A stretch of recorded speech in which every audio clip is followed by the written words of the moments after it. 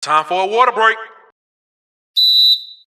You follow us on Twitter, X, the coolest pod 23.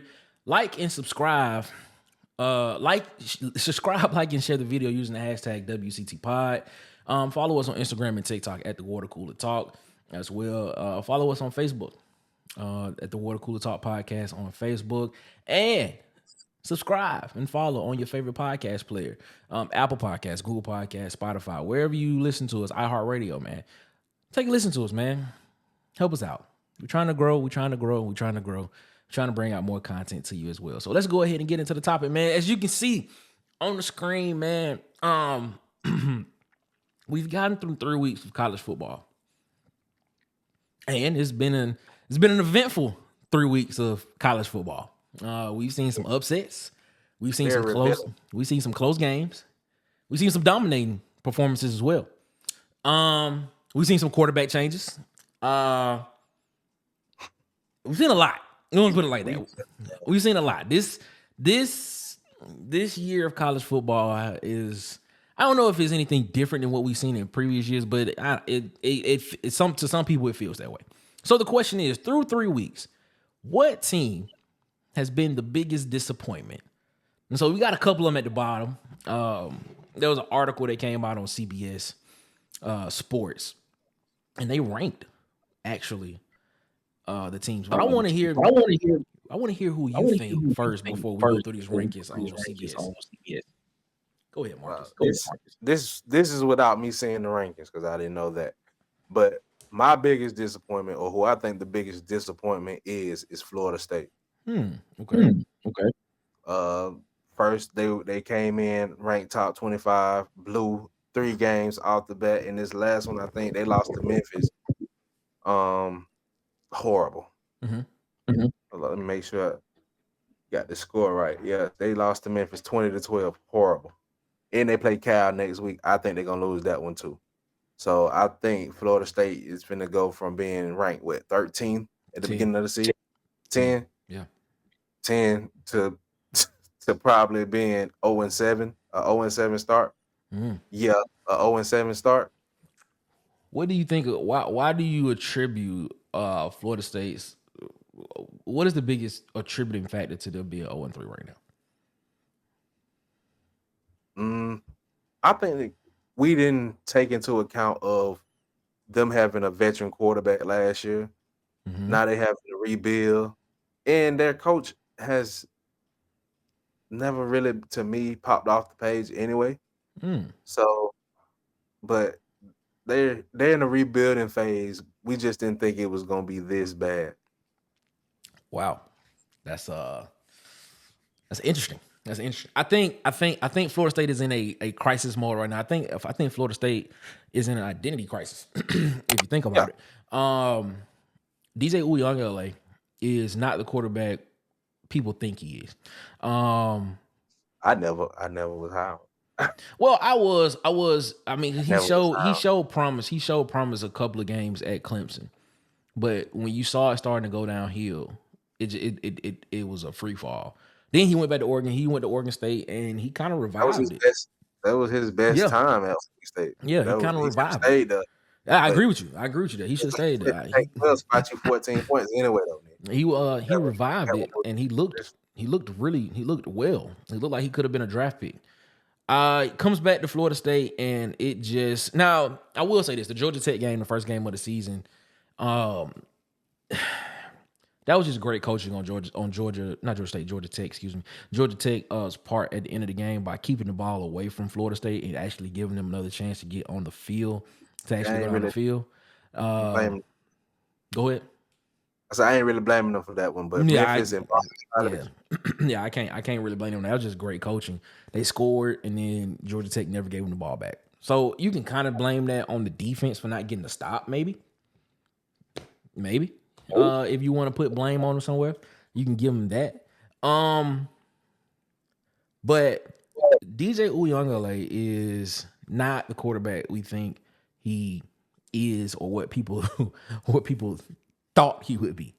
You go back and look at the Saturday roundup. I stated in the Saturday roundup, I said, look, Florida State, they gotta figure something out, and they may have to start at the quarterback position.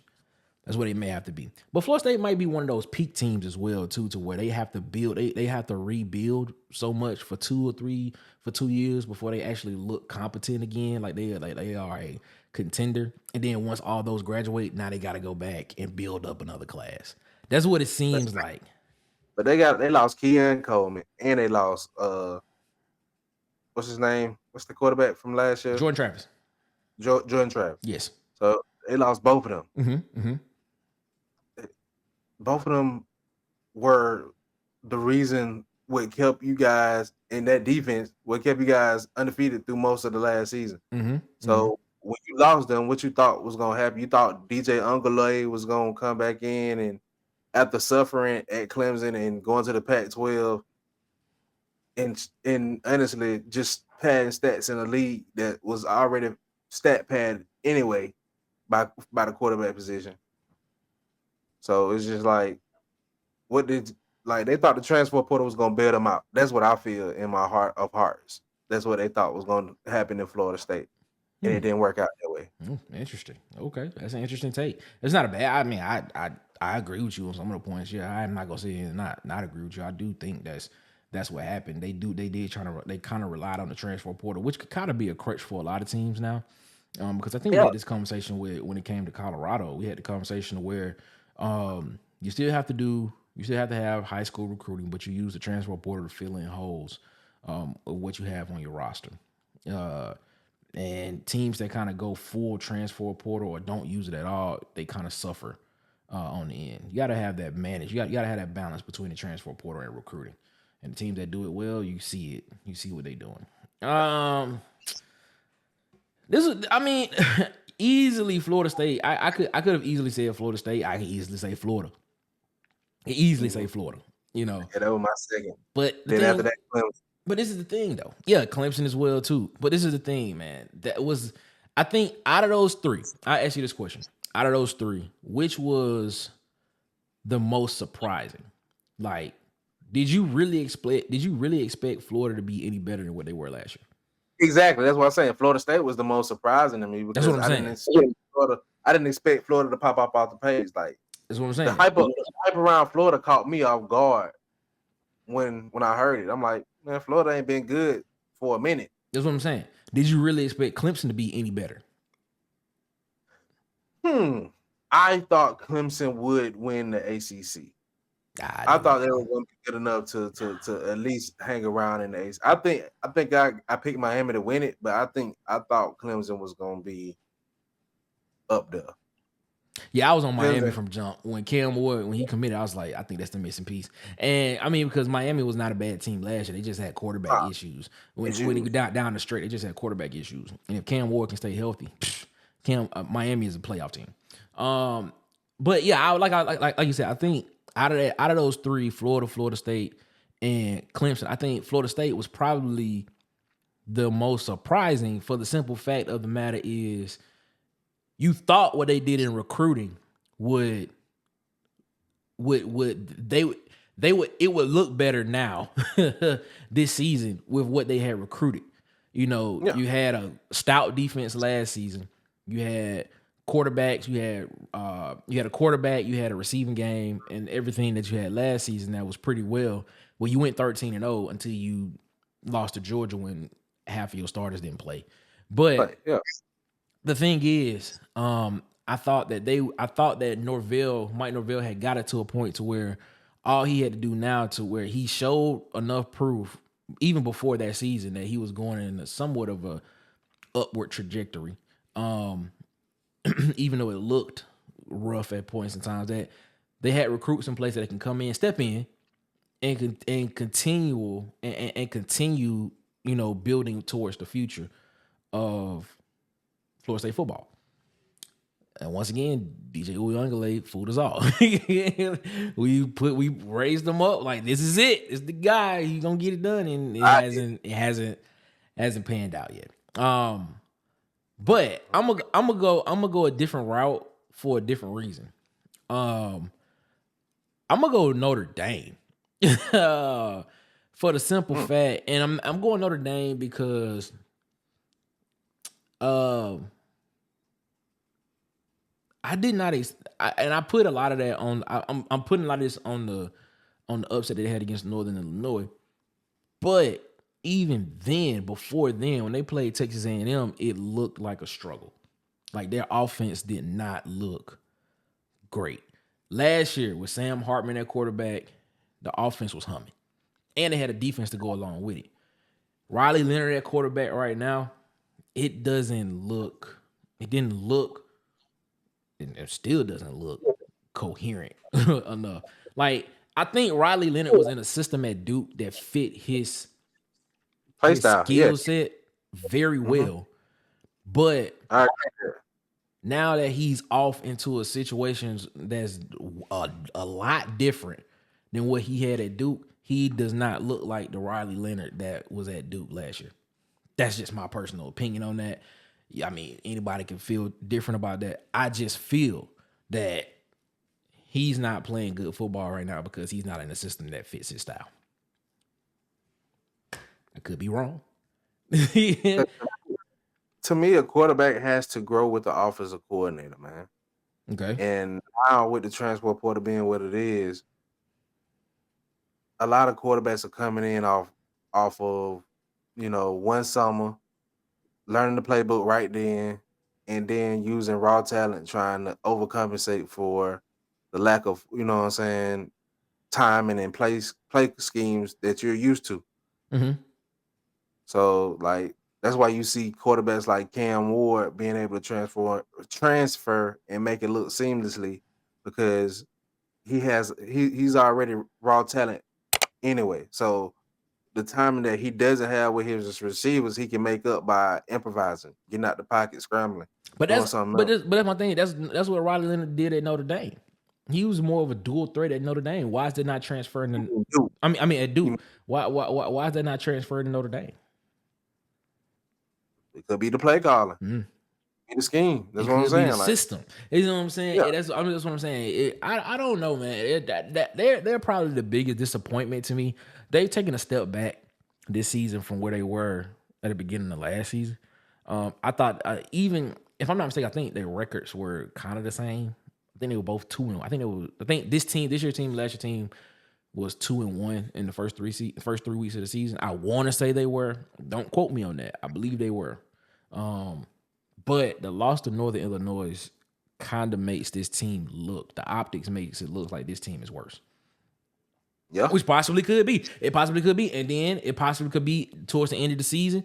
Like this week, something changes, and then from here on out, they are just a dominant team. But the Northern Illinois loss is still gonna be hanging over their head from What the big beginning games of do the they got left? Let's look and see. I Let's agree with let's look at Notre Dame's schedule, man. Let's look at Notre Dame's schedule. Notre Dame's schedule. Wow.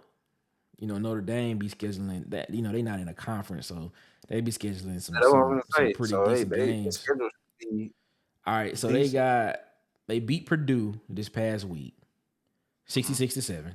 Okay.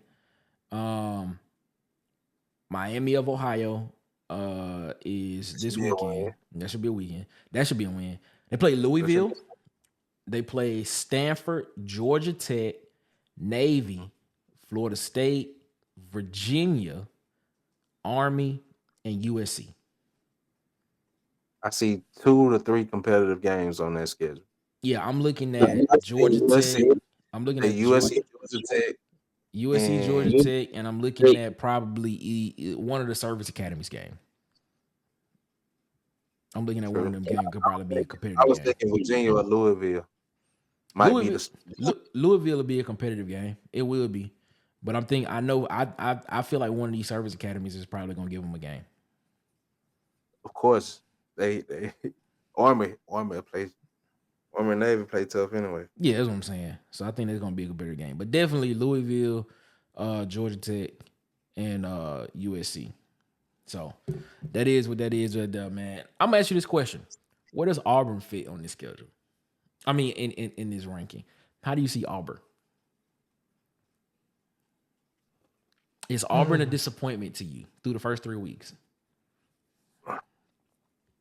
Through the first 3 weeks, I didn't expect to lose the Cal, but like you had pointed out in preseason, that was a game that could have went either way how it played out last year. So depending on, check with me after this Arkansas game. I really let you know for Well, real. I was But going to ask you depending that. on, I was going to ask you that. It's Wednesday. So the game is in 3 days. I was going to ask you your prediction on this Arkansas game. I gave my prediction on Auburn Addicts of score and winner. I said I think Arkansas wins the game 27-23. Now, based on what you know, how do you see the game going? I just wanted to ask you. I just wanted to get your. This is not part of the segment. I just wanted to see what you thought.